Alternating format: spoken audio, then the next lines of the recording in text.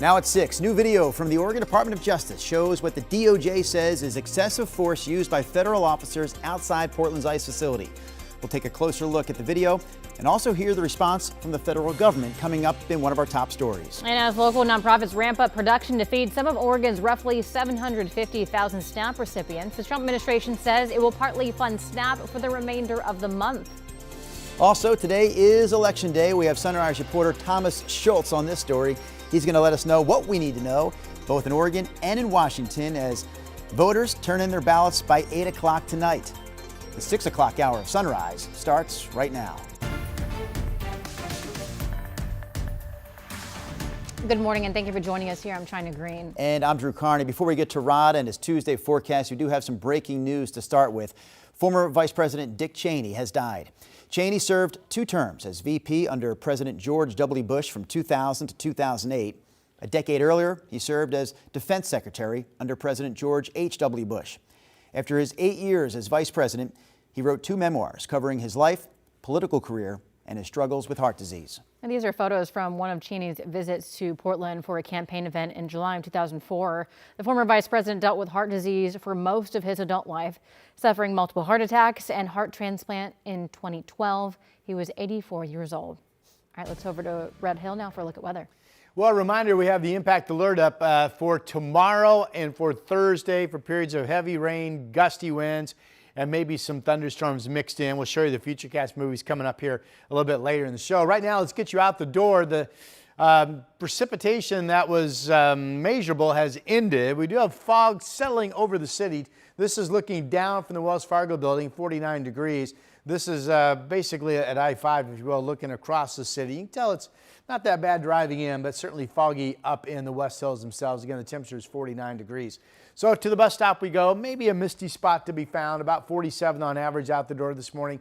Clouds primarily dry at noon, 56 degrees. And then mid-afternoon, we could see some rain showers starting to approach some areas, especially up into Salem. I don't think Portland gets any rain until the kids are already home from school. Your complete forecast again is coming up. Here's Chris. Rod, thank you for that. So far, the drive in pretty good shape. Checking out various traffic cameras here across the area. We'll start off with a trip out of Clark County. That's really zipping along just fine over both the Glen Jackson and the Interstate Bridge. A little foggy or some low cloudiness, as Rod pointed out, up in the West Hills. This is live at the Sylvan Hill. You can see the inbound commute with the headlights there slipping through the fog. No problems there, so that's good to report. We'll hop over to the Banfield Interstate 84. Overnight road work has long since wrapped up through the Hollywood district, so traffic there also zipping along. Guys, no freeway trouble out there just yet. All right, thank you, Chris. Today is Election Day across the country and for voters right here in Oregon and Southwest Washington. While it's an off-year election, there are still some big measures on ballots across our area. So Sunrise reporter Thomas Schultz joins us by a ballot drop-off site in Northwest Portland. So Thomas, walk us through some of these measures.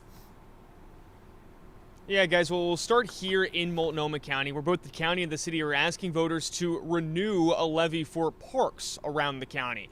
If voters do renew that levy, it'd raise around $86 million in its first year and more than $450 million over the 5-year lifespan of the levy. It'd be used to clean and maintain parks, preserve access to free and discounted classes, and recreation programs as well, though the measure could cause property taxes to increase by more than 3%. The median homeowner would pay about $310 a year. That's a $130 increase over a year from what it is now. Still, Mayor Keith Wilson says this is worth the investment. It's a difficult time, but we have to value the parks, and this is the time to really make sure that that value, that asset, is really high performing and well maintained. Washington County also proposed a measure to fund its public libraries. That measure would help fund in-person events, tutoring, and public access to Wi-Fi. It would cost about $130 per year for a home worth close to $350,000. Now, voters have just a few more hours to cast those ballots. They're due by 8 o'clock tonight. Coming up in the next half hour, we'll break down a couple of key races happening across the Columbia River up in Clark County.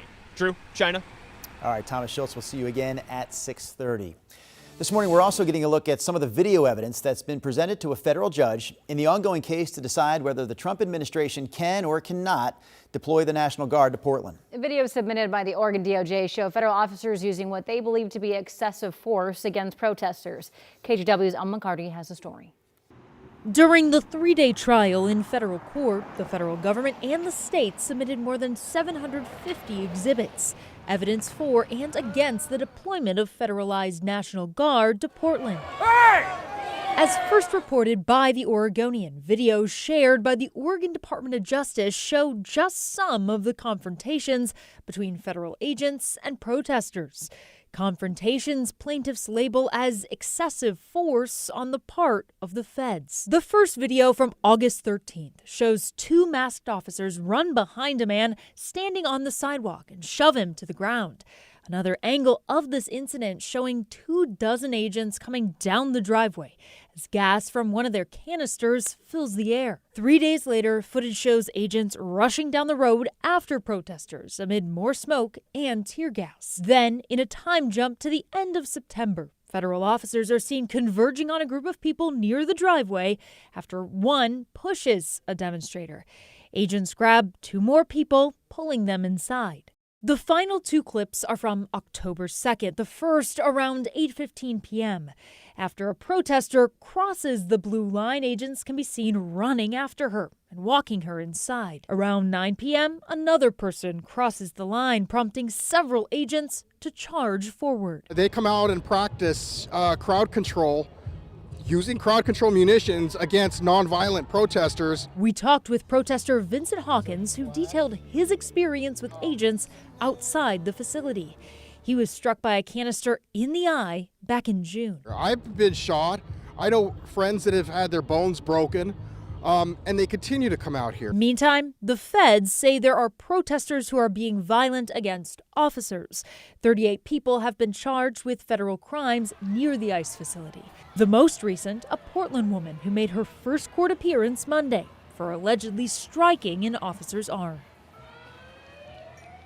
Again, that was Alma McCarty reporting. We did reach out to the Department of Homeland Security for comment on these videos. They acknowledged that they did receive our request, but they did not give us a response. Meantime, nightly protests are still taking place outside the ICE building with people dressed in inflatable animal costumes, specifically frogs, which is a trend that all started with Seth Todd, the original Portland protest frog. So KGW's Blair Best sat down for a one-on-one with Seth on the story. Seth says that the idea of wearing a frog suit came after first attending an anti-ICE protest back in June, where federal agents allegedly sprayed mace and tear gas into the crowd of protesters. That's when Seth says that he decided to buy a frog suit to boost morale. His costume gained a lot of attention, something that Seth was not expecting.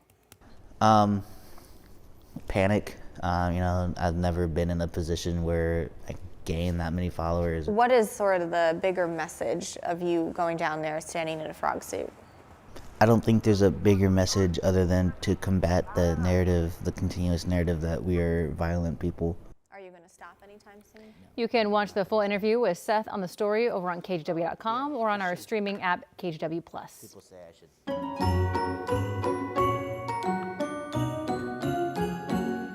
The KGW Great Toy Drive is underway, and here is an easy way to give. You can make a cash donation online and let us do the shopping for you. You can make a cash donation at kgw.com/toy, and you can also help the old-fashioned way by dropping off a new unwrapped toy to any IQ Credit Union location, at any Fred Meyer store, or any local Toyota dealership.